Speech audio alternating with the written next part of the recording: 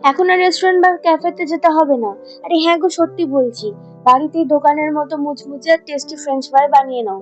প্রথমেই আমি বড় সাইজের দুটো আলু নিয়েছি, তারপর সেগুলোকে খোসা ছাড়িয়ে এভাবে কেটে তার লম্বা সরু আকারে কেটে নিয়ে 2 থেকে 3 বার জলে ভালোভাবে ধুয়ে নিয়েছি।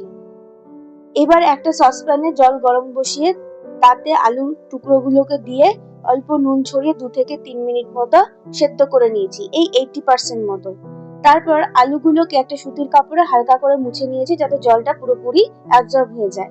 এবারে ওই আলুগুলোর ওপর কর্নফ্লাওয়ার ছড়িয়ে ভালোভাবে টস করে তারপর হালকা হাতে একটু মেখে নিয়েছি। কড়াইয়ে সাদা তেল গরম করে কিছুটা করে আলু দিয়ে 1.5 মিনিট মতো ভেজে আবার পরের ব্যাচে বাকি আলুগুলোকে সেম ভাবেই ভেজে তুলে নিয়েছি।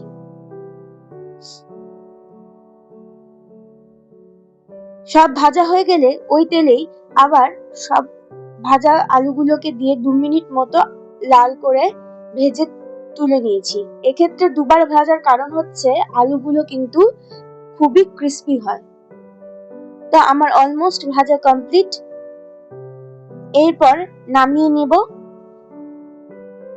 এবার ওপর থেকে দিয়েছি সামান্য একটু বিট নুন আর গোলমরিচ গুঁড়ো। তারপর সসের সাথে গরম গরম খেয়ে নিয়েছি। তোমরা ট্রাই করো কিন্তু। দেখা হচ্ছে নেক্সট ভিডিওতে। তোমাদের কেমন লাগলো ডেফিনেটলি জানাবে। সবাই ভালো থেকো, সুস্থ থেকো, বাই।